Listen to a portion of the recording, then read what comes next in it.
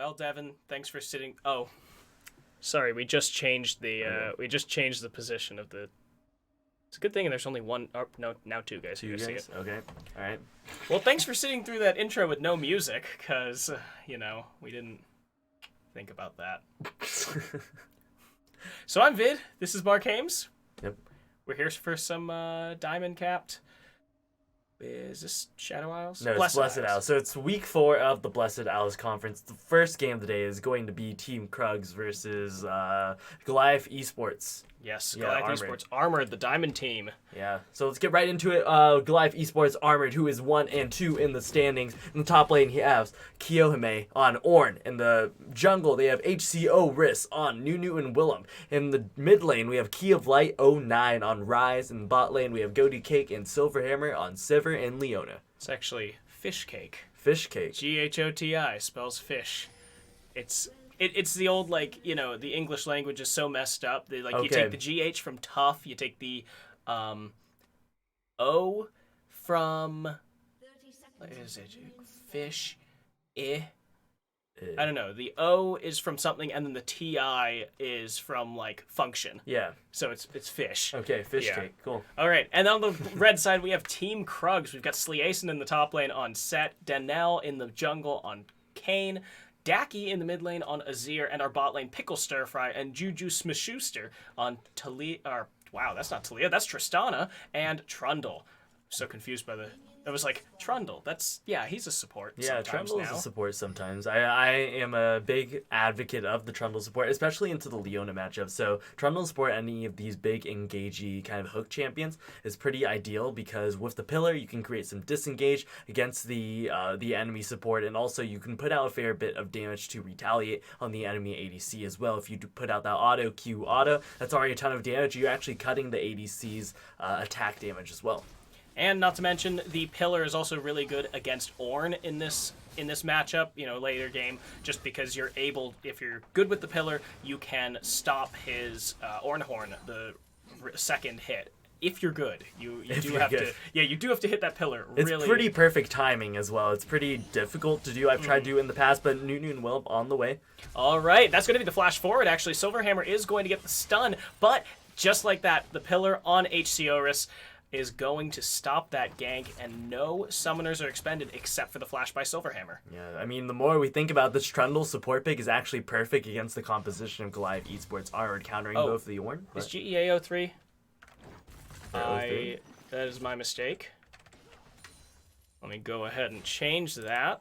Okay, but now we can see Daniel looking for HCO Riss. They might have caught him out here. Daki's looking for it. They're putting out some damage. And Danelle, he doesn't have any hard CC, so it's just going to stop the engage. Already, not a super great start for this Nunu and Willem. He's down 8 CS, 2 full camps on Danelle, and Danelle looks like he is going to do his red buff before probably fighting over the Scuttle Crab. Yeah, and he's absolutely lucky that Kane isn't one of these early game junglers that can really snowball the matchup. He's more of kind of a farm up till he gets his form, really, or at least until level 6. Then he can start doing a little bit more as he spikes in the mid game. And Kane, as you said, obviously the early game junglers are much more prevalent right now, especially in competitive play. You're looking for things like Rek'Sai, even Set for early ganks. Oh, Fish Cake might be engaged on, the flash away. Pickle Stir Fry does use the rocket jump, and now HCORIS is going to get into a 2v1 here, and Pickle Stir Fry has to start running. He uses the heal, he has the flash available, Silverhammer has the stun available, not going to get to use it, but now Juju Smith-Schuster might have to get away. Frozen Domain is going to be here. First Blood! No one expected it, but that is going to be the kill by Fish Cake on Pickle Stir Fry. Pickle Stir Fry has the flash available, but was really hyper-focused on putting damage on the Silverhammer. Didn't expect the Boomerang Blade to just come out, as Goaty Cake was actually, autoing down Juju Smith-Schuster. So it was really great targeting from Goaty Cake. He saw that it was his perfect opportunity, and he took it. Yeah, I was like, okay, so they're going to get the kill onto Trundle or force his flash. Tristana's going to get away. Like, whoa! Who expected him to throw the Boomerang Blade the wrong direction, really? Yeah, the wrong direction, but he still has flash. Keep this in mind as they start to move forward in the lane. Silverhammer does not have flash, so we can expect Nell to kind of move towards the bot side of the map after he finishes his Krugs and potentially his Raptors. Now, he'll take his first back, he'll probably finish his jungle item and be a little bit ahead of HC Obras, who had to take a really early back. And HCR, as you said, didn't get to finish his jungle item, so he's really looking for something here, and it looks like Donnell also got that topside Scuttle Crab, so now HCR is going to get that second Scuttle Crab, albeit it's going to be much later than his counterpart on the other team. So despite the early kill going over to Fishcake, it does look like Krugs has the better advantage in terms of jungle pressure. Yeah, absolutely. And now that we move into the later part of the slaying phase, it's pretty early, but first backs for both of the ADCs at this point. We can see that Pickle Stir Fry has picked up the Cole, has already 86 stacks left on it, but Fishcake has the BF sword. And Sliason does get engaged on a little bit for the fight, and now Juju Smith-Schuster is going to get stunned. We have the Nunu coming in. He doesn't have the snowball. The jump away by Pickle Stir Fry. Juju Smith-Schuster has the flash available. Is he going to use it? He is. Pickle Stir Fry going to get knocked up. Has to flash as well. Good gank here by Goliath Esports. Yeah, that was a wonderful gank from HC Obris. He goes in and kind of forces both flashes from the enemy bot laners. Now keep this in mind, as Pickle Stir Fry doesn't have any summoner spells for a little bit, and Juju Smith-Schuster only has the aggressive ignite available. But here we go. Now Donnell going to get some damage off onto HC Obris. Knockup comes through. The level disadvantage for the Nunu here, and he's tanking Dragon aggro, so that is going to mean that the Goliath Esports jungler has to back off. It's pretty interesting that he started the dragon there. I'm sure he wasn't really tracking Donnell, but it was perfectly put so Donnell was clearing towards the bot side of the map. He hasn't been there in a while, actually. But we can see them expect to possibly go for something here. Pillar is available, and Donnell's in the area. He does. He should have the wall walk. Silverhammer coming around. Donnell is going to find him.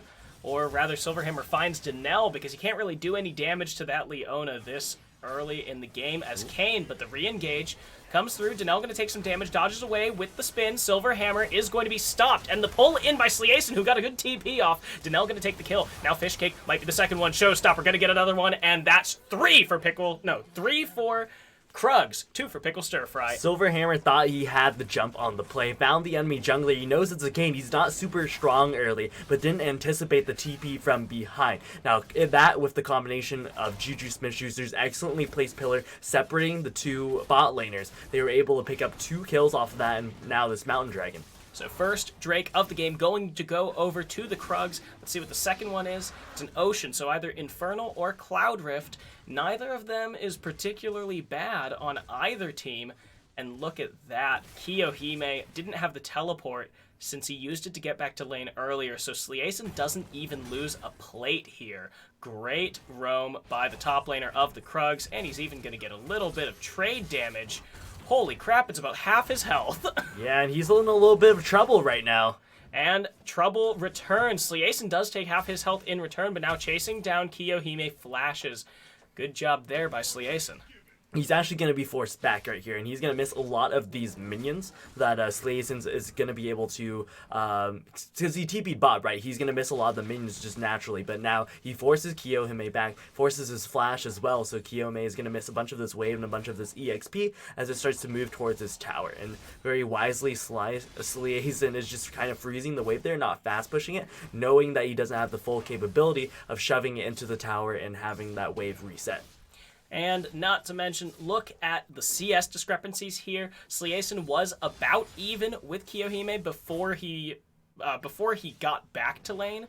Kiyohime didn't get a significant advantage in CS while he was there, so now Sliason, after winning that fight, he is going to be about 15 ahead here, and then on the rest of the map, you've got Donnell and Daki with small leads, and then Fishcake in the bot lane has about 15 more over Pickle Stir Fry. Yeah, but in terms of gold lead, things are relatively even across the board, except I would say in the top lane, who has about a 400 gold lead, and ahead of the opponent now, but they're looking for an engage here. Fishcake is going to take some damage, but it looks like it's just a little bit of a fight. Now Sliason is here. Does he have the Haymaker? He is. He's going to get a huge amount of damage, huge shield. Sliason going to go very low, but he flashes over the wall. Now Kiyohime doesn't have the flash available. Donnell is here, has the Umbral Trespass, can try and get HC Oris, but that is the Consume to try and keep himself alive, and that's going to be a beautiful 2-for-0. Excellently played there by Goliath Esports. Key of Light just getting the roam onto Daki here, wasn't able to follow as quickly, so he comes up, turns it into a quick 3v2, and Donnell and Sleazen just weren't able to respond to that. It's pretty difficult, but... Oh, but Daki is here. He is going to get some damage off, and he is going to pick up a return kill on the jungler of Goliath Esports. So a good return, and he is going to match his laner in kills. Yeah, Daki with the smooth moves, you can see him maneuver himself around the walls of the rift and jump right into the arms of HCORIS, who didn't know that he was standing on a ward right there. And as you say, the ward there, you see in the mid lane river, or the mid lane to top lane river, there is no vision here for Goliath Esports except for right around those two important top bushes. So Daki was not even, there was no suspicion of him roaming up except for him not being in the lane, which Key of Light wasn't paying attention to because he wasn't there either.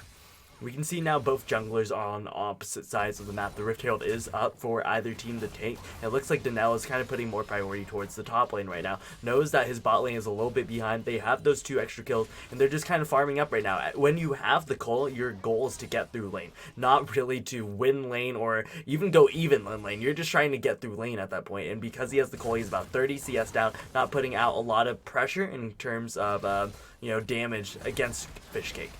And speaking of damage against Fishcake, it looks like there is an engage. Pickle Stir Fry going to take some damage. He jumps away. He has the flash. He has the heal, but he doesn't use either. Now he's going to use both, but the flash follow is going to shut him down. HCRs with the kill. Are they going to get Juju Smith-Schuster as well? He takes a lot of damage, but it's not enough to bring him to death. Silverhammer! Oh, he didn't drop turret aggro, and he's going to lose his life as well. It's a 1-for-1, but Juju Smith-Schuster has to watch out. And that is the knock up here by HCORIS. The heal, the second, third tower attacks not going to take down the Nunu. Just as we were talking about, the bot lane of Team Krugs just has to get through the lane. They make a really aggressive engage. With not having vision in the bot side of the map, they weren't able to see the approach from HCORIS, and it's a pretty obvious approach from Nunu. He just walks up with the snowball. There's no tricks or anything like a Rek'Sai or maybe a Kayn even, but they just are looking to do anything they can to get ahead in this matchup when their top side is just really ahead right now. They're kind of winning. Yeah, it's kind of a solo queue mentality to have that you kind of saw here, where if you don't win lane, you can't win the game, like, as a player. It doesn't matter if your team is ahead. It seemed like the bot lane of Krugs just wanted to make something happen, even though they shouldn't win that fight anyways. Trundle is strong as a dueler and, to take tank stats and whatnot, but he's not that strong, especially only at level 6. So he didn't even have his Zeke's Convergence available, and that means that Krugs are going to lose out hard on the bot side, lose some plates, but now the Dragon's available, and everyone has regrouped here. Donnell is bot, gets the knockup. He has the Rust, so he is going to be using all of those Red Form Kayn abilities. HCORIS is trapped on the other side of the pillar. The jump in by Pickle Stir Fry. The Solar Flare not going to find anyone. The Smite to get some health back. The Consume. Donnell goes down. HCORIS is still at half health, and now this might go horribly for the Krugs. The knock backward, the Shurima Shuffle is going to get something, but it might have just been throwing Goliath Esports into the middle of the Krugs. They're going to lose 2 now, and they find HCRs and Silverhammer. Kiyohime going to go down as well. Krugs are battling back here. Daki is low, but on the run. He's going to jump back in. Pickle Stir Fry. If he gets hit by one Sivir auto attack, he might go down. Now Key of Light running away, but he doesn't have mana. Juju Smith-Schuster's chasing. Great pillar. Sleazen pulled back with the Facebreaker. Key of Light gonna go down. He does find Juju Smith-Schuster. So now we can see that Team Krugs has kind of won this early skirmish, and this sets the momentum in favor of them for pretty much the rest of the mid game, because they have a lot of scaling champions. They have the Kayn, they have the Azir, and the Tristana that have more spike in the later part of the mid game. But keep in mind, this is an early game / early mid game fight. This is kind of a fight they should be winning with their composition, but here comes the contest. Donnell is going to find it before Nunu could get into the pit, but now Sleazen is in trouble. The Ignite on him. He's gonna go down very soon, but the Haymaker is going to get him a lot of time here. Silverhammer jumps on Pickle Stir Fry. Pickle Stir Fry takes up the kill. That is going to be Donnell. Now spinning into HCORIS. They're trying to zone, but they can't. Key of Light came in from the back with the teleport. And now Trundle keeping his jungler alive, but he's still going to get knocked up. Knock away with the Blast Cone. Donnell going to get a lot of damage. HCORIS goes down. Daki on a killing spree. Key of Light now running, but Kiyohime is here, and Juju Smith-Schuster has stepped too far forward. Daki doesn't have the Wall of the Sands yet, but now he does. The Stream of Shuffle comes through, only finds one, but he's on to Key of Light. The Rise is down. Now Kiyohime trying to find a knock-up. He does get the clap. Daki uses the cleanse, but it's not going to be any good. Shut down by Fish Cake. Now Donnell jumps in. Umbral Trespass. He's not going to get that much health back, so he is going to have to flash away or risk losing his life. Fish Cake now chasing between two turrets, but he's not going to find anything. Another long fight. Another long fight, and on the receiving end of, the bad stick, the short stick really is Team Krugs. They still get the dragon, but overall they lose a lot of their members and a lot of the momentum that they built. We can see that the gold lead has already switched in favor of Goliath Esports Armored as well. I think they traded 3 for 4 there. Donnell lived, Daki died, Fish Cake and Kiyohime lived. So yeah, it was a 3 for 4, and I think the other one was also a 3 for 4. Yeah. These are just such long fights that it's hard to take inventory at the end, because like everyone's coming back up, since this is still only a 15-minute fight. But that does mean that 2 Drakes are in the pockets of Team Krugs. With this Infernal Rift, that's going to be pretty good for people like Tristana, or if Goliath Esports Armored can find a kill, or can find a kill onto that Soul Drake, they will have a lot of power in Fish Cake and Key of Light for that wave clear. So at the moment, Rift Herald is spawning about 1 minute. That's the next objective for both these teams. So first Rift Herald was taken by Team Krugs, and we just saw that it was dropped by Donnell just kind of as a last-ditch effort, and it actually got the charge onto the mid lane tower. Now we'll see which teams try to prioritize this next Rift Herald, as both bot lanes are in the bot lane. It doesn't seem like they're going to rotate up anytime soon. Fish Cake going to take a lot of damage. That is going to be the subjugate used by Juju Smith-Schuster, but it's spell shielded. Now the Solar Flare comes down. The ultimate on the hunt comes out from Sivir, but it is a flash expended by the ADC of Goliath Esports. That's a great showstopper, keeping the Ornhorn away, but it might not be enough. Sleason going to get some damage. One more Haymaker going to do it. One more auto attack, and Sleason fights back, takes out Kiyohime. This is why Set is such a good matchup into Ornn. Every time Ornn uses the first part of the Call of the Forged God, then Sleason can kind of use the showstopper to just throw him up and nullify his ultimate completely, and just with that he turned around the entire 1v1 and was able to win that. We can see now that Donnell actually moves up towards the top side. They rotate for this first turret, and it's going to be the first turret of the game. Rift Herald is now up as well. That will be an easy conversion for Team Krugs. Yeah, that is a great map state for Sleason to win that 1v1, especially since Krugs have just seen HC Oris here on the bot side. They want to take down this turret while Donnell and Sleason are occupied with this second Herald. Heraldine. That's my current favorite name for second Herald. Yeah. Okay, so now Donnell gonna pick up the Rift Herald. They're gonna go ahead and back right here. I kind of want to point out builds right now, because Donnell, I just noticed, has the Cinder Hulk instead of the traditional warrior for Kayn. He realizes perhaps that his team needs a bit more of a front line into the more front-to-back traditional comp of Goliath Esports Armored, with just the 2 damage sources, just 3 big meaty tanks. So if they were to ever go for the front-to-back, then I guess that's the ideal state, having multiple tanks to try to match that. But at the same time, when the other team's doing a front-to-back, you kind of just want to assassinate the 2 carries. You realize that there's only 2 real damage sources or real damage threats on the side of Goliath Esports Armored, and perhaps you itemize more to kind of burst those threats, take them down towards the beginning of the fight, and then just roll over the rest of the team.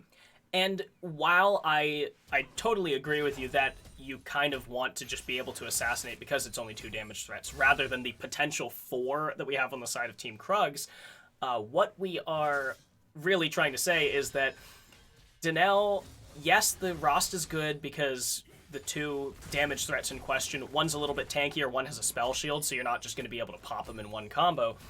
But you also need to have damage to be able to deal with them, or even just to keep them occupied. Because the more time that Sivir and Ryze spend trying to kill Kayn, who has a lot of like self-peel and safety, the less time they're spending trying to kill Azir and Tristana.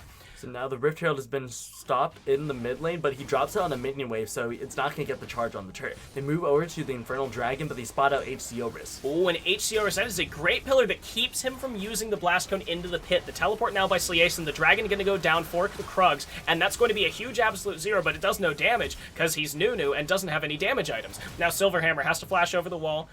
Doesn't look like anyone's going to follow with their flash, and that is just a good fight, good pick there by the Krugs. And they don't have any vision in the bot side map right now, so Team Krugs can kind of just move around and move wherever they want, but here comes a pick. Oh, Denel might be picked, but he does have the Umbral Trespass. Lucky for him, he's going to come out on the other side, and he's going to possibly get away clean, but now the engage onto Kiyohime. Pickle Stir Fry is exhausted. That's going to be the Shurima Shuffle, but Fish Cake does a great job of spell shielding it. Now the Showstopper is not going to get a kill, but the pickup there by Daki. Now Silverhammer goes in. He's going to pick up the Azir. Juju Smith-Schuster to follow. The Silverhammer goes down, but not before Pickle Stir Fry dies in return. It's a 4 for 2 at the end of that. Key of Light popped off big in that fight. He just left so much damage left unchecked because nobody was really on him. They went on to Fish Cake on that fight primarily, and the rest of his squad was kind of taking the rest of the damage, so he was free to play really aggressively, and we saw at the very end he held his flash to be able to flash forward and make the play for his team and ultimately win them the fight. Oh, sorry, I just saw this. Karathis, have your tier list for Diamond change much since the start of the season, or rather will there be mid-season power rankings? I don't think the casters planned on doing that. We also weren't the ones who made the tier lists at the beginning, but I'm sure I can ask Meristematic and whoever it was. I think Ikato. Yeah. It'd be fun if all the casters, put out a tier list. Do their own tier list, both for the divisions that we all cast and the ones that we don't. So that'll be the ones we're very uninformed on. I have no idea what's going on in Gold right now. Yeah, just roasting each other up for like, have you even watched a single game of Gold? No, I haven't.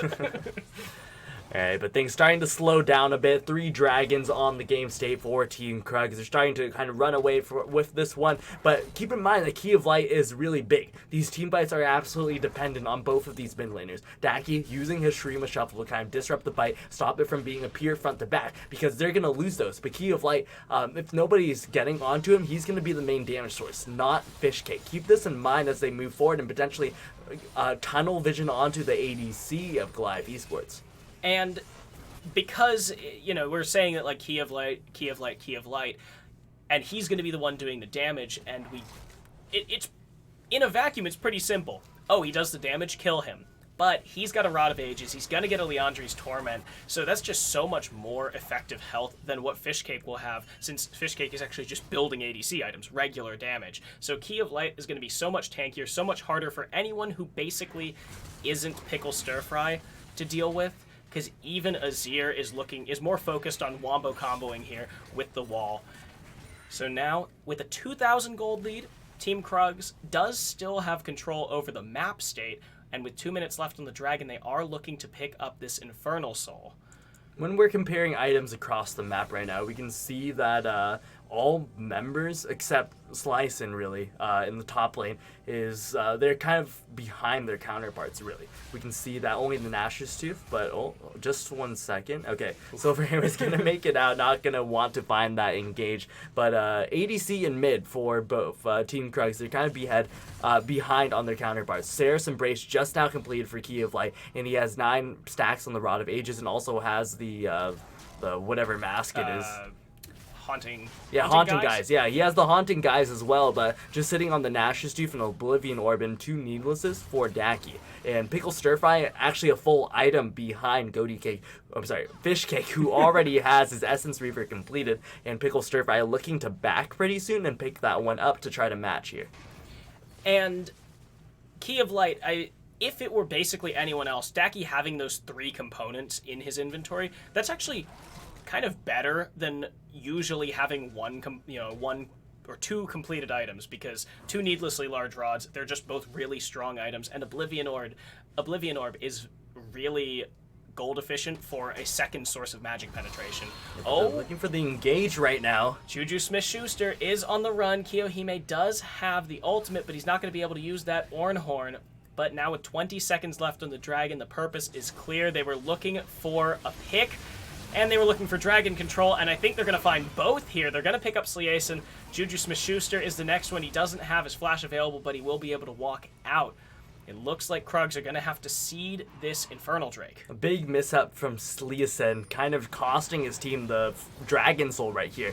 Also, at the same time, Team Krugs weren't all together getting vision in the bot side river to be able to really contest that dragon, and then they find themselves picked because they don't have the vision.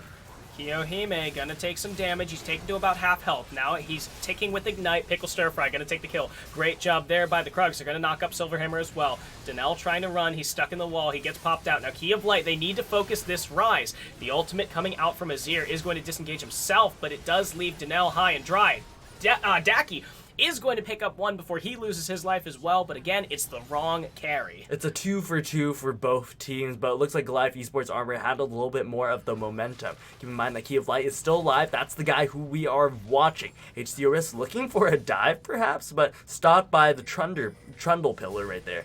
And Sleason, he has the show, doesn't have the showstopper rather, but now HCORIS is going to fight. Oh! That's a great pick! Pickle Stir Fry shuts him down. He loses his life, but who cares? That was clean. Now Sleason, he's on the run. He's going to get dove under this turret, and he gets a great face breaker. HCORIS is going to start running. Juju Smith-Schuster and Sleason going to do what damage they can, but they can't do all that much. HCORIS, oh, is he going to do it? One more auto attack does get it. Sleason with the kill credit there. Now, are they going to find Kiyohime? No, they find a double stun instead. Juju Smith-Schuster, he's got no mana. Sleason, he's just running where he can. Kiyohime's low, but he's got full mana. That's going to be the Haymaker coming out, but they might have overstayed. Sleason goes low and goes down again for the 5th time this game as Donnell gets there a little too late. Fishcake comes back from the recall, and it doesn't seem like Sleason was aware that that was going to happen. He kind of just walks up the mid lane, throws out an auto in the Boomerang Blade, and he seals the deal for Sleason. Now, Sleason still has teleport and will possibly have the showstopper up for this next fight.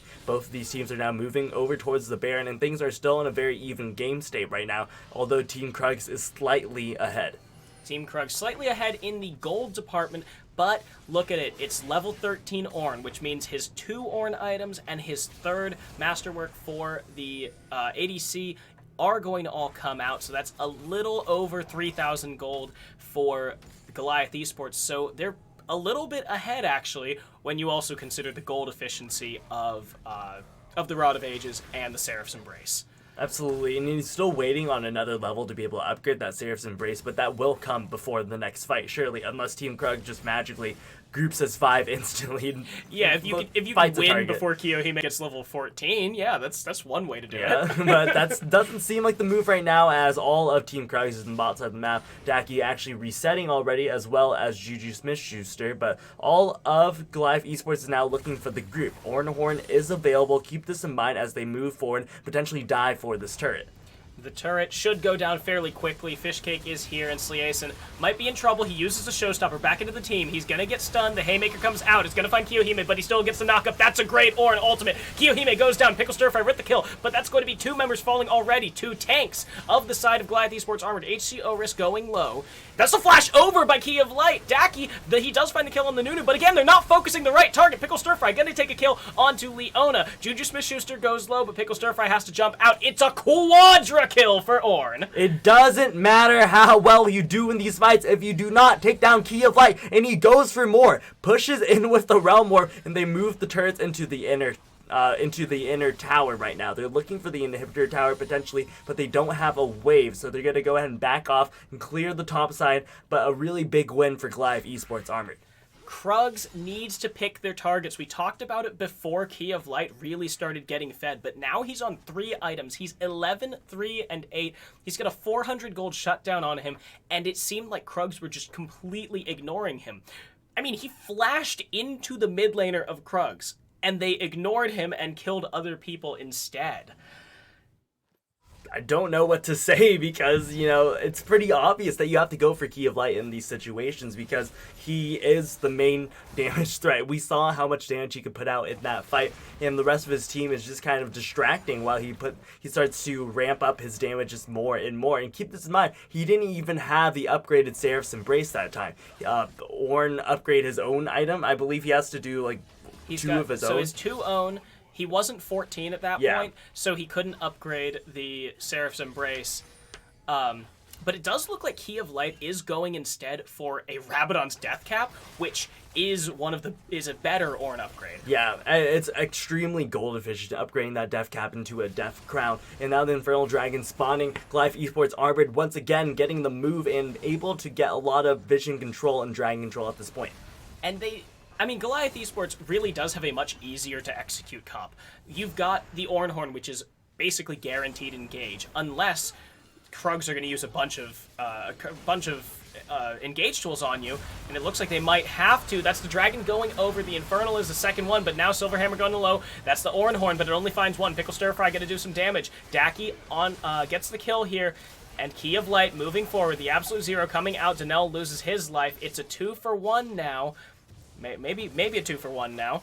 Danelle, he's still on the run. He's actually zoning the Goliath Esports away from his own team. So this is actually a hero play.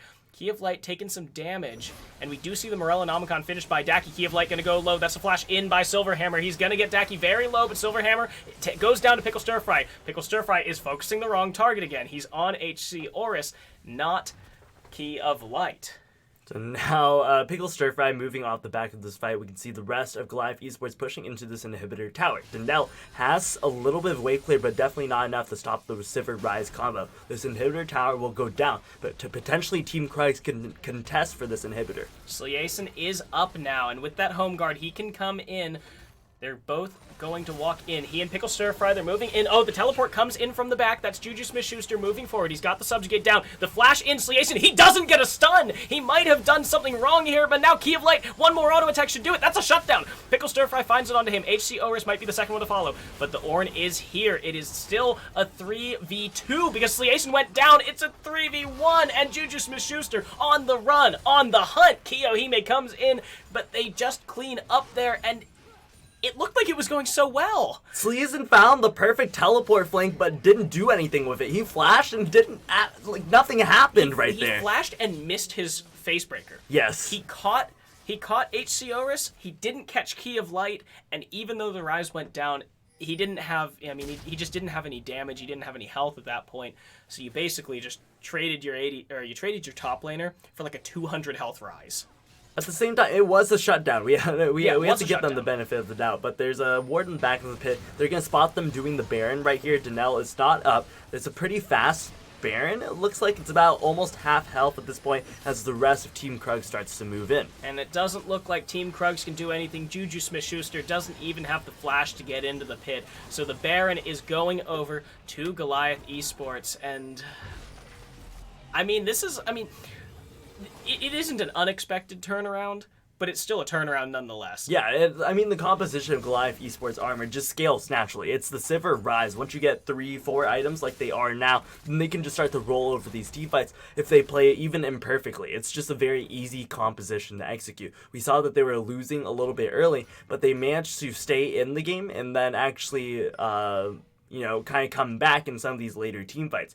It's okay to give a lot of these early dragons over to Team Krugs because they knew that their composition scales. They can stack more of these infernal dragons that way if they don't take any of the other early dragons. And I believe that at 3 and 4 infernal dragons, it's going to be like 4% bonus AP and AD. So each infernal dragon is 4%. So yes. Yeah, so right now they're at 8. Next one's 6. Next one's 12. Next one's 16. And then getting 16 bonus plus, AD and AP, and that's just gonna put so much more damage onto their carries. And that's on top of Rabadon's Rabadon's Death Crown. Now we did see Ornn upgrade that, and I believe he has one more, but there aren't any more Ornn items on his team to upgrade. I think Leona's going for the locket, so I think the locket can be upgraded at that point. Upsetty Spaghetti though, that is mathematically the worst Ornn item, just out of every single one of them, but it's also the only one that Leona really builds. Yeah. Maybe I don't think HCO Risk would build an Ornn item either. Not naturally. He might build like an Abyssal Mass just for the stats, but at that point, if you're giving up the unique passive, how much is it really worth? A lot of things. So this is going to be the final outer turret falling for the Goliath Esports Armored. They do have a 2 turret lead now and about a 3k gold lead. with Dragon up in 40 seconds. It appears they're taking this one nice and slow, just taking the outer turret, then wanting to opt to go for the Dragon. They don't want to give Team Krugs an in this game to be able to give them soul. So Key of Light actually pushing in the bot lane as well. This is a bit of an unexpected game state. Goliath Esports are 0-3 in the league versus Team Krugs, who is 3-0, and they might find themselves another team fight here. Oh, the Ornhorn comes out. He's going to get a great one. No, he will not. That's a wonderful showstopper. And now they're all in the middle of the fight. So many abilities flying left and right. Sliason is going to go down. However, Denel is going to pick up a kill now. Loses his life. That's another one. Third one, Silverhammer. But Key of Light is down. That's a crucial one because Pickle Stir Fry is still up. He's still doing damage. And Daki's at full health. They're going to get the Guardian Angel. And they're going to clean it up. It's an ace for 3. An ace for 2. Yeah, they're going to grab the ace for 2 and pick up the Dragon Infernal Soul. This is so big for Team Krugs. This is the absolute pivotal point in the game that things have turned around for them. And I just want to point out during that team fight that it was all Daki. It was the Daki show. I wish I could replay it just so I can show what damage Daki was doing the entire time, because you know what? I think it's important enough that we actually can. Let's jump it back a few seconds. Oh, are you kidding me? I mean, we can jump it back with the backspace, not show backspace. anybody There the we game go. state, but we can see Daki right here. Let's focus it on him. Now, he walks around, he dodges the Ornn ultimate, and moves around to the side. Now, he's on the backside. The rest of the thing is happening right here, but Daki's starting to move in right now. He just puts out damage non-stop. Nobody is on him right now. Keeps moving in, puts out more damage. Kiyoname realizes too late, and he's taking all the damage as well. Now, Fishcake, the only one left. Rest of the team is able to convert this into a victory for him, and this was a beautifully played team fight by Daki. Okay, there we have it. Darren's a better play-by-play caster than I am because he's paying attention to the stuff that's not happening inside the mosh pit. So yeah, the Daki show. Yeah, it's the Daki show, so now the inhibitor going to respawn fairly soon for Team Krugs. I believe it's about 2 or 3 more waves of super minions. They have the Infernal Soul, so very favorable game state for them. They've kind of closed the gold lead that Goliath Esports has surmounted for themselves, and it should just be about 1 or 2 more team fights for Team Krugs, especially with the Infernal Dragon. And yeah, with the Infernal Dragon, that's the one, because we were talking earlier about how even 2,000 gold down, Goliath Esports was still technically even in gold value because of the Ornn items. Well, now they've got 4 Ornn items on the map, but the Infernal Drake is, or each soul is roughly like 1,000-ish gold in stats per person. Mm-hmm. So, I mean, this is kind of still an even game, especially. Yeah, it's an even game, and it's... Oh, wait...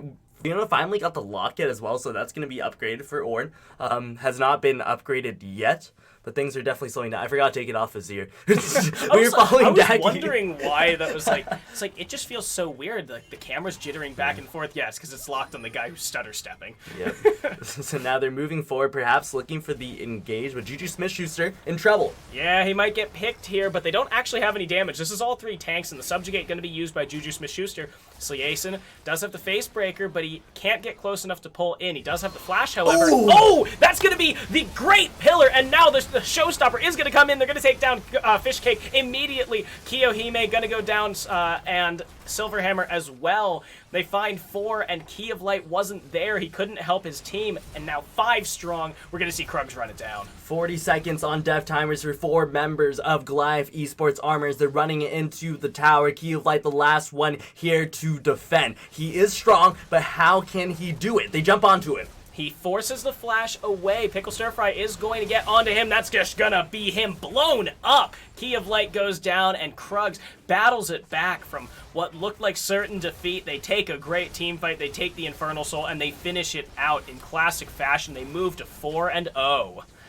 Team Krugs played the last few team fights just immaculately. After Daki wins the team fight for his entire team, 16-5 on the Azir, definitely player of the game for me. But after that, all the momentum switches in their favor. They find just one more team fight, and it's over for Goliath Esports Armored, who still has yet to find a single win in the GRLCS. Yeah, it's unfortunate for the Goliath Esports Armored, but maybe we'll see the classic Goliath Esports, well, I say classic, it just happened this week, but Goliath Esports Warriors in Gold Cap they decided, it's the CLG. If things aren't right, blame someone, kick them off the team. Except they did that for 4/5 of their team. Okay.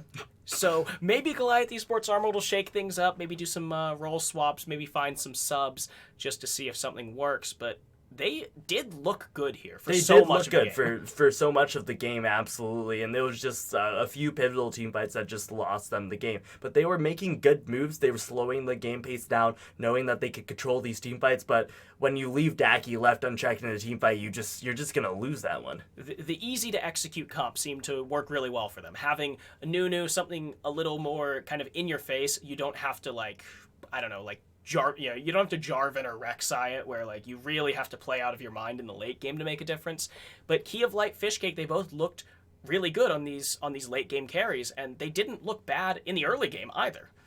So let's see if Goliath Esports Armored can come back next week in the final week of our first round robin and pick up a win, and see if Team Krugs can carry their momentum through for a clean sweep of the first go around. But next up, I believe it's EXT versus Sensei Squad Diamond. This is going to be a very exciting matchup. So we'll take a quick break and we'll be right back.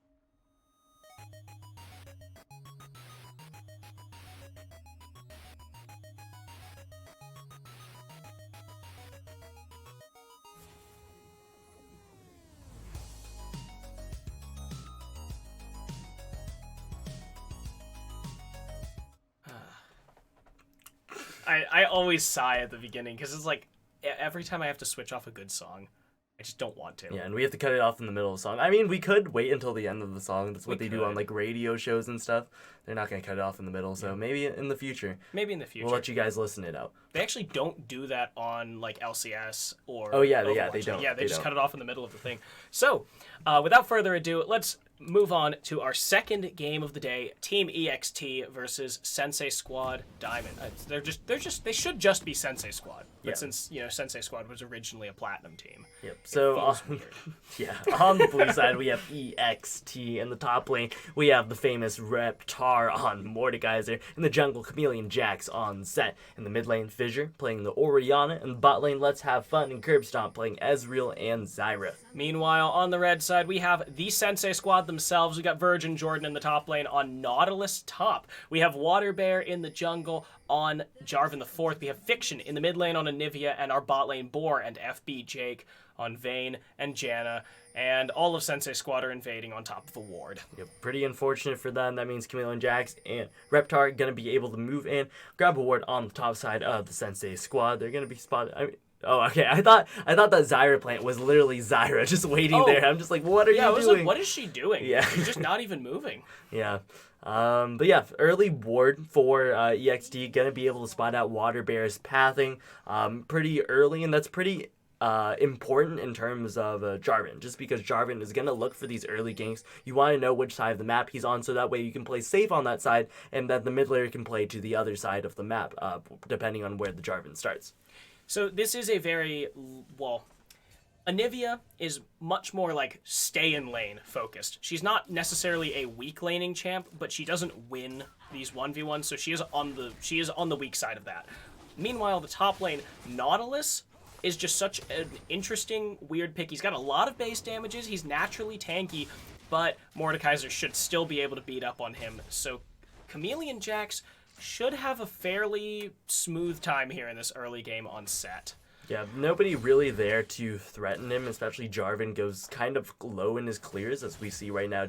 Water Bear is a little bit below half health, has still yet to use his refillable potions though, but is opting for a full clear, it looks like. So Chameleon Jax going from red buff to wolves to probably blue buff and looking for a gank. But it's pretty interesting pathing so far. But I really want to highlight this Nautilus pick because it's something that Sensei Squad Diamond has actually played in the past. I believe they played in week 3 in their series, and I believe earlier week as well. So they're no stranger to the pick. They kind of use it more as a flex pick, ideally, just because Nautilus top isn't something you're just going to be like, oh, Nautilus top, I'm going to blind pick it every time, It's kind of like, oh, potentially could go support, but if it's a bad matchup, we'll put it in the top lane. Especially because FB Jake is not really one to play these tankier supports, traditionally playing these caster supports such as the Janna that he's on right now. And that is something that, of course, because he's playing the Janna, the Nautilus top is pretty sorely needed. He has the engage that Janna really doesn't. Boar takes a lot of damage on that trade. Let's Have Fun doesn't take anything in terms of damage on his own. So he is 7 CS up now, pushing in, and if they can get this to crash against the tower, it looks like the bot lane of EXT will be in a much better position than Sensei Squad here. The bot lane of EXT playing this lane super well. They know that it's a Vayne, and they're looking for the dive right now. Boar and FB Jake are in trouble. 4 men. The Set is going to walk in. He flashes forward. Going to get the face breaker. Curb Stomp flashes through the turret. Now Chameleon Jax is going to not find a kill, but an assist as Fissure picks up the second one. Great play there by EXT. It was a wonderful dive, especially with the lead-in by Chameleon Jax using his flash, and then they juggled the turret aggro so well. First Curb Stomp takes it, then Fissure, and then the dive is already over. They chunked out Boar and FB Jake so much that they didn't have to expend too much for that dive. Yeah, there were only 2 flashes. Curb Stomp looked like it was a little more of a mistake flash. He took turret aggro a little too early, and then Chameleon Jax to engage the fight, of course, and Fissure just used his teleport to get back into lane, as Fiction is actually going to take the long walk back, so he's going to lose some CS there. The bot lane of EXT, the former Master support that is Curb Stomp, and then Let's Have Fun being one of the best supports in Diamond. Now, I'm sorry, best supports in Platinum moving to ADC. So it's a pretty interesting combination of players there in the bot lane, but they've been performing very well the split. Part of the big reason why EXT is 3-0. And that's actually kind of funny because Let's Have Fun, obviously, as you said, support in Platinum, moved up to Diamond. Boar was was an ADC for a long time, played in Gold, then moved up to Plat, now in Diamond finally, and it's kind of the bot lane of the newbies. And of course, Curb Stomp. Yeah, and of course, Kurstomp, who is a GRLCS veteran, missed out on the entire last year as he slowly decayed himself back to Diamond so he could compete. Not decayed, he just never made the climb to Masters. I fully believe still that he is that Masters player, so he's playing very excellently, as we can see, kind of outclassing a lot of the other supports in his conference. And that doesn't necessarily make him like a sandbag or anything. He's just a hell of a good player. Yeah, absolutely. And it's a lot of a climb if you're trying to make the commitment to get into Masters and not decay out, that whole song and dance. But, Boar gets a really good 3-hit plus condemn onto Let's Have Fun. So he is going to take a little bit of a front in this lane. Fiction not quite going to go down. He's going to take the flash from Fissure just to use the passive, and now Fissure might be in trouble. Doesn't have his flash. Water Bear, however, does not have his ultimate. Gonna get pulled in by Reptar. Water Bear wants to keep fighting this because Fiction has the flash forward. He is going to force the flash from Reptar. That's both summoners used by the top laner of EXT. I really wish that Water Bear had more damage to be able to take down Fissure, because that was just, I don't understand. That was a brain dead flash from Fissure moving forward to just pop the Anivia passive, not even getting the kill. And he absolutely should have been punished for that, but he's very lucky that Water Bear at this stage in the game just doesn't have enough damage, especially because he's building the Cinderhole. Jarvan, very good early game jungler, but that's because of his pressure and because of his CC for his damage heavy lanes. When he's the one trying to take the kills, doesn't work out so well for him, and we saw that happen, especially with the flash expended by him. So that was 1, 2, 3, 4 flashes and 2 teleports used. Yeah, I think just for one Just kill. for one Anivia passive. Just one Anivia passive. Wasn't a kill. Yeah, it wasn't even the kill. But Cloud Dragon gonna be first dragon of the game. Camille and Jax on the bot side of the map, while Water Bear is backing and possibly heading towards the bot side of the map. I mean, all of his camps are up, but he should go there ideally. And they might look for another dive potentially here. Curb Stomp and Let's Have Fun just slowly pushing in this lane and actually kind of keeping the wave in a really good spot for this potential dive and gank right here. They're building a slow push into the tower, and on the next wave, they pull Fissure and Chameleon Jax over and still looking for the dive again. But Sensei Squad, they're smelling the same thing they smelled last time, and it smells that smelly smell. It's smelly. So we saw a barrage of missing pings from Fiction as he saw the Orianna leave, and then, of course, this control ward that Fissure just took as the blue resets, and Water Bear says, "Thank you very much, I will be taking that for myself." Now the Death Realm. Virgin Jordan gets pulled back in. Reptar, this is going to be a long fight. Yeah, We're just going to watch it play out. Yep. Nothing happened. That's a wholesome exchange. No flash burn from either top laner. That's about expected. Nautilus and Mordekaiser are just too tanky and don't do enough damage to be able to actually 1v1 each other and meaningfully. And of course, this is before Reptar has his Liandry's Torment or his Rylai's Crystal Scepter. Both of those potentially can swing it so that he can just kill Virgin Jordan. But it looks like Virgin Jordan is going to be going for that Abyssal Mask. He has the Catalyst, he has the Negatron Cloak, and I haven't built Abyssal Mask in a while, but that says to me, it is that one. Yeah, I would assume so. Unless he's going for Rod. I have seen that. Yeah, he could be going for the Rod, but would be a bit of an off-meta build for sure. I mean, as gold efficient as Rod is, it's not exactly what his team needs because of the scaling capacity of Sensei Squad. He doesn't really want to match the skill. They're kind of on a time limit right now. They need to win the early game, mid game. They're already winning the early game. They can snowball this lead, this slight lead into the mid game and actually kind of push this as they actually take the Rift Herald and look to drop it in the top lane against Virgin Jordan. So a 1,500 gold lead here for EXT. Almost 2,000 now. Not insurmountable, but it is still sizable, and it might be more as FB Jake almost gets picked, but he is going to live. Boar takes some damage. That's going to be the Stranglethorns used, but Water Bear gets through with a double knockup. The ultimate comes through. He is cataclysmed in there, and now Reptar is going to have to use the shield. Water Bear gets some damage.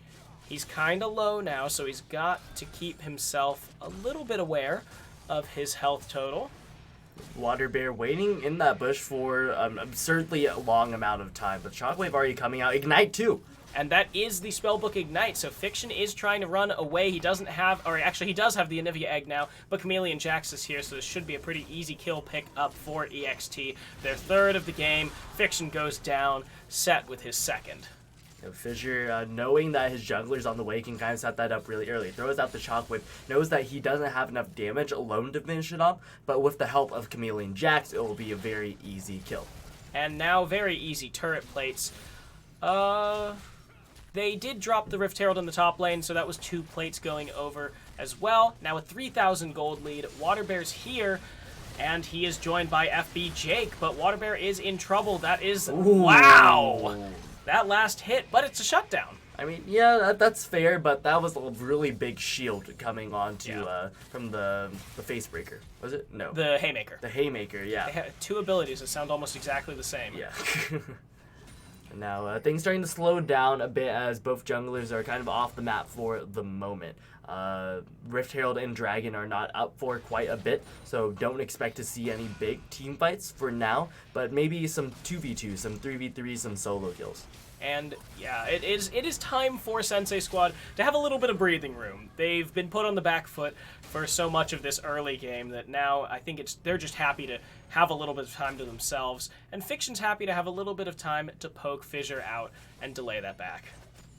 So now this is exactly what the Sensei Squad needs. They have very much a scaling comp. They need to make it through this early game. Fiction building the Rod of Ages as well, but they're looking for a little bit of engage here. Boar is picked. Boar is killed. Curb Stomp doesn't get close to dying. He still has a few hundred health left. Now let's have fun. It's going to force away FB Jake.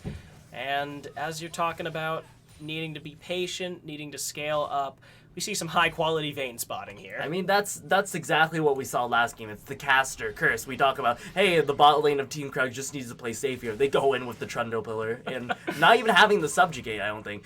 No, it sometimes, you know, you speak of the devil and he shall appear. Yeah. So the devil is in the bot lane, apparently, today. Yeah, today, and hopefully not for the rest of the Blessed Isles conference, but Virgin Jordan being pushed in right now. Boar 0-2 right now. He's a little bit behind as the not the Manamune, but the whoa! The flash forward by Water Bear is going to get Curb Stomp. Boar picks up the kill there. Water Bear goes low. The teleport in by Reptar. He pulls back the Jarvan, but the Jarvan has a stopwatch, so now Reptar taking some damage. Boar can chase. He has the flash available, and now the TP coming in from Virgin Jordan. He's coming from base. Water Bear's here. He doesn't have any mana, doesn't have any health. He needs to watch out. Let's have fun.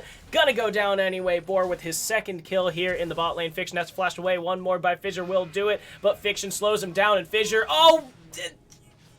You turned back! You didn't have to turn around there, Fiction. You had the slows to be able to pick it up with the turret. We knew that Fissure didn't have flash as well, so he just greeted for an extra auto and got surely punished for it. But Sensei Squad starting to turn things around, only about a 2k gold lead in favor of EXT right now. Boar needs to watch out. He's a little too far forward. Curb Stomp is going to not get the stun, but Boar does get picked off. He had the flash available. He greeted, saved it too long, and Chameleon Jax is going to pick up a kill and stop the dragon, crucially here.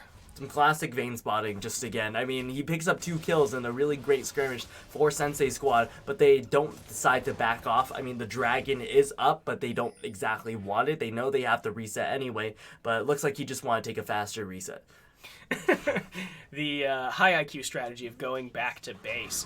So there's second dragon going over to EXT, and it's going to be a Mountain Rift, which is looking real good for Sensei Squad if they can ever get some Mountain Drakes on their hands. Fiction, now hit with his third shockwave of the game. He's going to miss the Q, but he does get a good wall, forcing Fissure onto the other side. Now FVJ clearing out some vision. They might look for the dive again potentially, but look at all this vision that Sensei's... I'm sorry, that's No, that's Sensei Squad clearing out the Yeah. vision. So EXT getting some nice vision control on the bot side after picking up the dragon, but they definitely want to move towards the top side of the map now as Rift Herald spawns in 30 seconds. Second, I keep saying second Rift Herald and then clarifying with Heraldine. Heraldine is spawning in 30 seconds, and Nice. thanks, Reptar. And EXT is going to be looking to go for this one. They have a very strong set. Their top side, while Reptar doesn't have that much damage, he's against a Nautilus, so he provides a lot in terms of fighting around a Rift Herald. He can keep Water Bear out. Chameleon Jax also has the smite advantage, so I do not see any qualms with EXT moving forward, unless Curb Stomp gets picked here. He's going to flash away. Water Bear is going to get the knockup, but he might have moved too far forward. Is this just a master bait? It is. Water Bear gets picked off. All right, Virgin Jordan, the last one left. It just seems like EXT's backer play is on another level compared to Squad. They had a bunch of these really nice bot side plays, especially that early turret dive that netted them the 2 early kills. Oh, but he's in trouble. Fissure might get caught. Virgin Jordan picks up the kill with the Aftershock. He was too tanky to even deal a significant amount of damage to. And it is going to be a small consolation, though, because the Rift Herald is certainly going over to Chameleon Jax since Water Bear is still out of commission. Yeah, but let's have fun, stepping up a lot, trying to deal some damage to Virgin Jordan, force him off of the turret. Turret will go down on the next wave if nobody's there to defend, but the rest of Sensei Squad's on the way. Here comes Chameleon Jax. Watch out, watch out, watch out! Oh! Well, FB Jake took my advice. He watched out, and now Chameleon Jax might be in trouble. He is going to use the Showstopper to pull Water Bear back. Water Bear does get rooted. Chameleon Jax knocked up. Water Bear very low, but he doesn't get the Q onto the right target. Chameleon Jax walks away with his flash expended, while Boar takes a bottom turret for Sensei Squad, their first of the game. And they're just going to trade that one. It's one turret on both sides of the map, but EXT actually used the Rift Trail charge earlier in the game on that top lane turret, so you would expect them not to have to trade for that. Just naturally, you already dealt a bunch of damage. Boar might catch out Reptar here. Ooh, yeah, he gets spotted out by the ward, but Reptar, wisely backing off, knows that you can't take a 1v1 against Vayne in this stage of the game, just because Vayne has Bork right now. Bork versus Liandry's on Mordekaiser, unless you're an insanely fed Mordekaiser, but even then, you would convert that into gold value, so it doesn't matter how many kills you have. If you only have the Liandry's versus the Bork, the Vayne should be able to outplay that, even if you throw her into the Delph Realm. Especially since she's got Heal, she's got Condemn. She hasn't paid the Mordekaiser tax yet, but I'm sure she will at some point. I'm assuming Fiction actually might have to as well, just because Anivia will be doing so much in terms of team fights. Boar will not be doing as much in team fights, but since he's such a high source of damage, and really, getting a Mercurial Scimitar isn't that bad. Yeah, but getting a QSS on your Anivia isn't ideal because, No, I mean, like, definitely not. She hasn't even finished the Rod of Ages right now. We have to keep this in mind. Stacking up the tier, it's a very slow early game for Fiction, and it's 17 minutes in the game. Not having a Rod of Ages means that you're going to have the fully stacked Rod of Ages. I think 30 minutes, basically. Yeah, 30 minutes, basically. I don't see him picking it up very soon. Yeah, he's still got. Oh, no, he just picked it up, so... Oh, okay, so he just backed. Yeah, it'll be about, what is that? 28 minutes. Yep. Yeah, so it's gonna be a while until he gets his Rod of Ages fully stacked. So Sensei Squad looking to just wait this one out. But I'm a former teammate of Water Bear. I know his tendencies I know his tendencies, basically. And I know that he's looking to make something happen at any given stage of the game, even if his composition is very much tailored toward the late game. Water Bear now having picked up his Merc Treads and his Spectral Cow and another Null Magic Mantle, so he is really stacked up for the well, Let's Have Fun does physical damage, so he's stacked up for one of the carries, at least. One of the fed carries. At the very least, but he has the Cinderhulk health to kind of help him out, survive a little bit longer, but, I mean, he's... Oh. Chameleon Jax, though, is going to get pulled in, picked. The wall goes on the wrong side, but it does force Reptar's teleport. That is a good thing for Sensei Squad. Now, with this third Drake of the game available, the Mountain here in the bot lane, but now Chameleon Jax has dropped the Rift Herald that's going to pick up the final outer turret. So Boar is forced to rotate back. Virgin Jordan still standing here, hoping to zone off a little bit. But it looks like Sensei Squad has given up priority on this dragon. Sensei Squad is a little bit split right now. Keep this in mind. Water Bear and FP Jake are on the top side, but this blue buff wall is separating them. The Mountain Dragon has not been started by EXT, who had the jump on it, but they decided to push forward this mid wave and try to send somebody to stop it. And very wisely, this is exactly what they need to do. They baited Water Bear to go stop the wave, and now he's way out of position for this dragon that has already been started up by Chameleon Jackson Fissure. And it looks like Sensei Squad are just going to have to move away because Fiction is out of mana on the bot side, clearing out that wave as well. Good wave management there by EXT. It is going to net them their third Drake of the game, and it is going to force Sensei Squad even further on the defensive. They cannot let the enemy team have this fourth and final Drake. This is a very tough early game for Sensei Squad, but it's as expected. They've drafted a late game comp into EXT, who has this great early game macro. Even if they have a nice mid game spiking comp, they can still abuse some of the parts of their composition that make them play well early. So they pick up both the Rift Heralds, they pick up all 3 dragons, and they have a 2-turret advantage right now. So it is about a 3,500 gold lead, and while eventually that will be offset just by the quality of the scaling that Fiction has. He's purchased a double scaling items, Rod of Ages, and then the eventual Archangels into Seraphs. But I don't think it's going to do anything for Sensei Squad right now. Boar still looking to pick up his second item, while Let's Have Fun is finished his second, and that is one of the most versatile and most expensive items in the game, Triforce in his pocket. And Triforce synergizes so well with Set's kit, even though he doesn't have mana, so he doesn't get the mana, but it's just such a gold efficient item. And he's going to be able to use that, and especially that power spike, to completely face break open the game. Face break and hey make here for Chameleon Jax. He's just kind of outperforming Water Bear in most aspects right now. He's got better kills, better assists, better CS, and he has gotten so many more objectives for his team so far. And hopefully Water Bear can find his niche in this game. Jarvan does a lot more early than he does late, but he will always be good for finding picks onto Fissure here. Because Orianna, no mobility. Yeah, no mobility, but it's pretty difficult for Water Bear to just get into this game.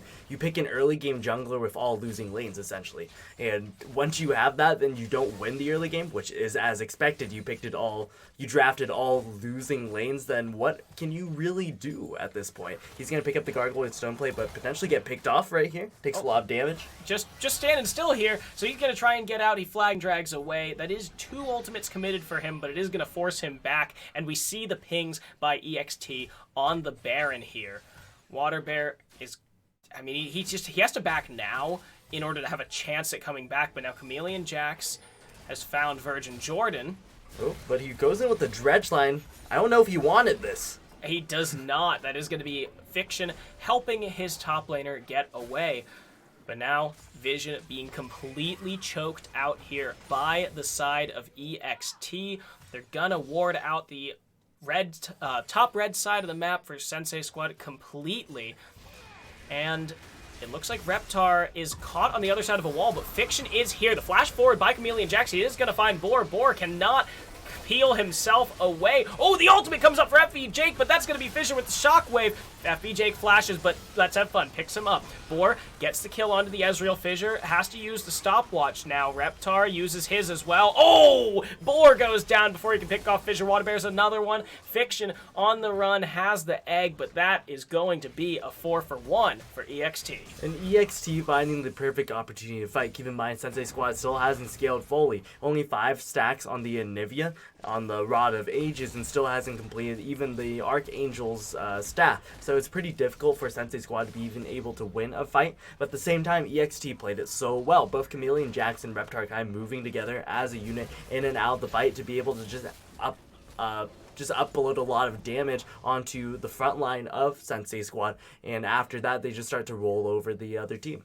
And Reptar and Chameleon Jax together baited out so many abilities early. They got the Cataclysm out from Water Bear, they got the Depth Charge from Virgin Jordan, and they kept Fiction out of the beginning of that fight, so he couldn't do any damage to the squishier carries of EXT, which basically meant that it was a one fight from the beginning. It was just a question of how long it took them.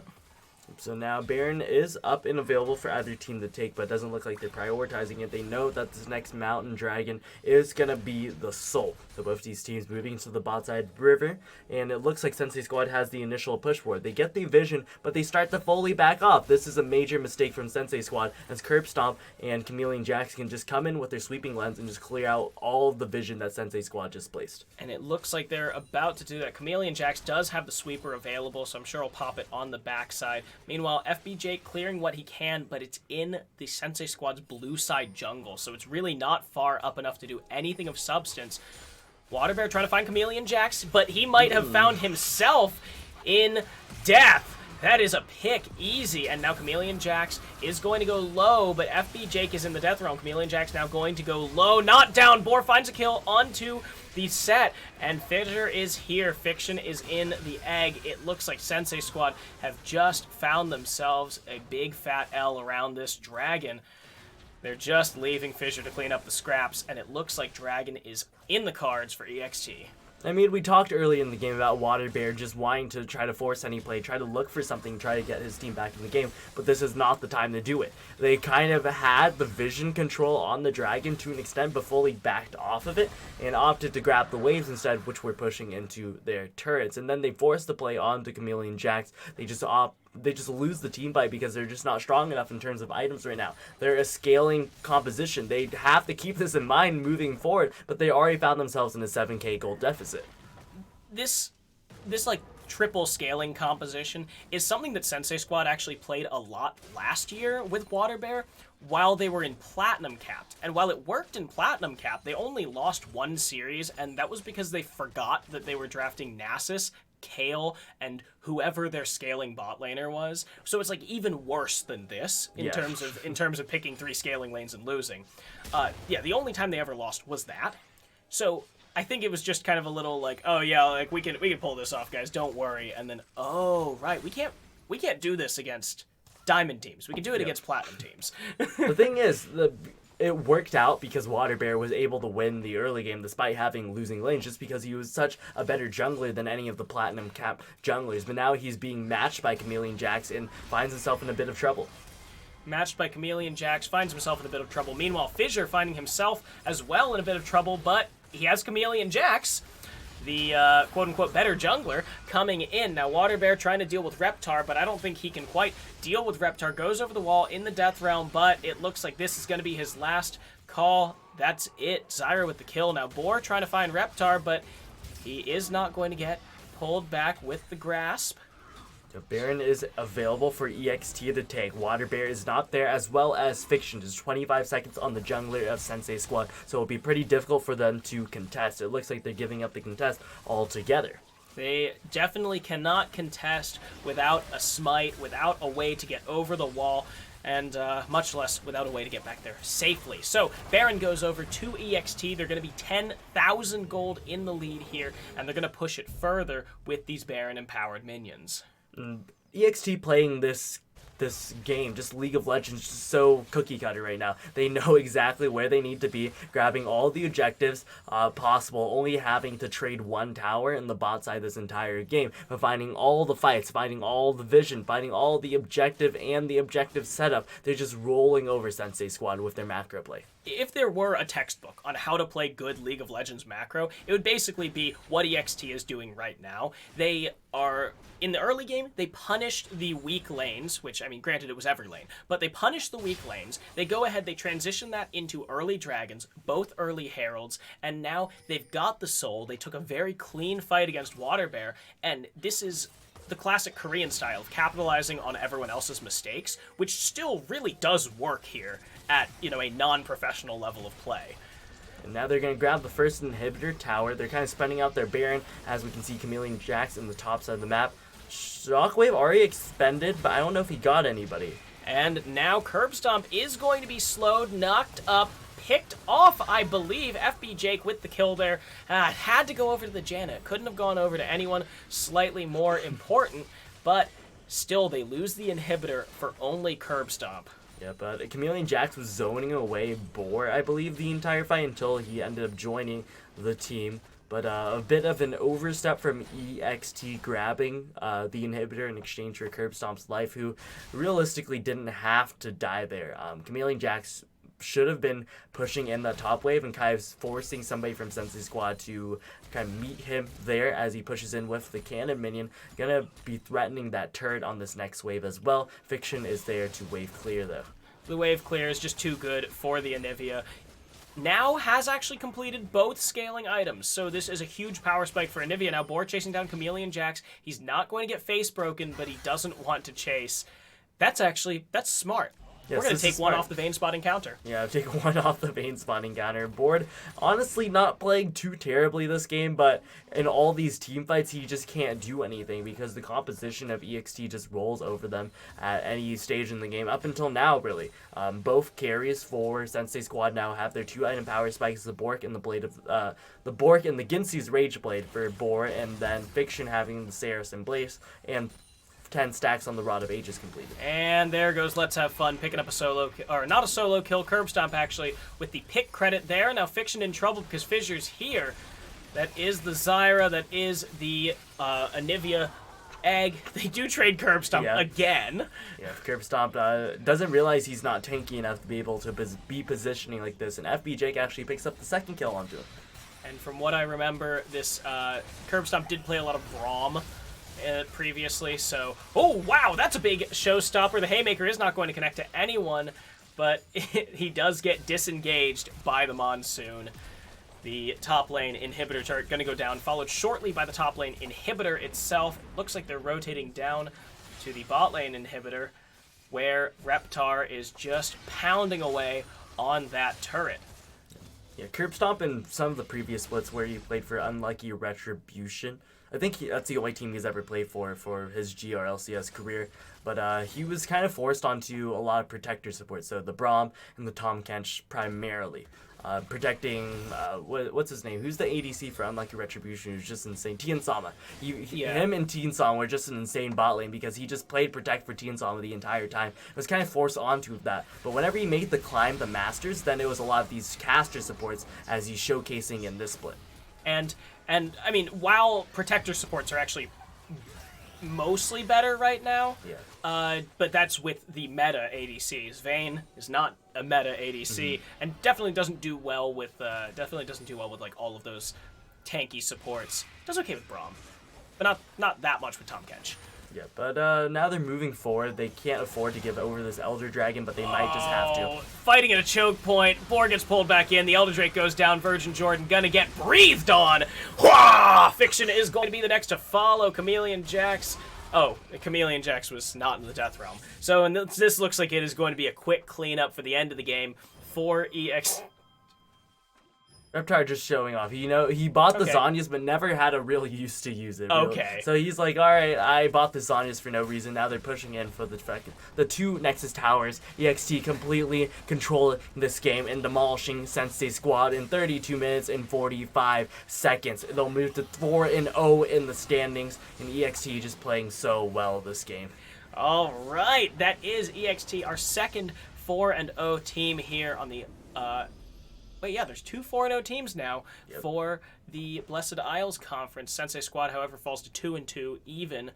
They're going to have a chance to come back next week and get themselves to a above average or a above par winning record in the final match of the first round robin. I keep forgetting but in what the it's first called. round robin, we'll see both of our 4-0 teams face off against each other. It's going to be EXT versus Team Krugs. Now, who's your money on, David? Ooh, that is a hard one. EXT does look really good.